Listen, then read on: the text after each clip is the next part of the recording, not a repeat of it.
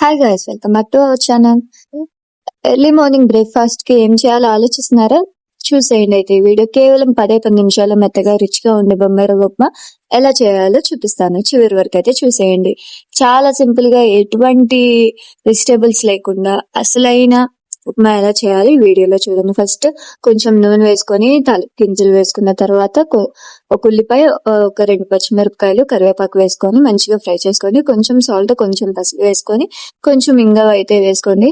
మొత్తం మంచిగా ఫ్రై అయిన తర్వాత ఒక గ్లాస్ వాటర్ అయితే యాడ్ చేసుకోండి. తర్వాత ఇప్పుడే టేస్ట్ కి సరిపడా సాల్ట్ అయితే యాడ్ చేసుకోవాలి. మంచిగా మరిగిన తర్వాత ఈ ఆశీర్వాదం రోస్టెడ్ రవ్వనైతే యూజ్ చేస్తున్నాను. చాలా బాగుంది, చాలా మంచి ఫ్లేవర్ కూడా వస్తుంది. ఇలా సింపుల్ గా చేసుకోవచ్చు. ఇలాంటి మరిన్ని వీడియోస్ కోసం మన ఛానల్ అయితే సబ్స్క్రైబ్ చేసుకొని ఉంచుకోండి. Thank you all, follow for more.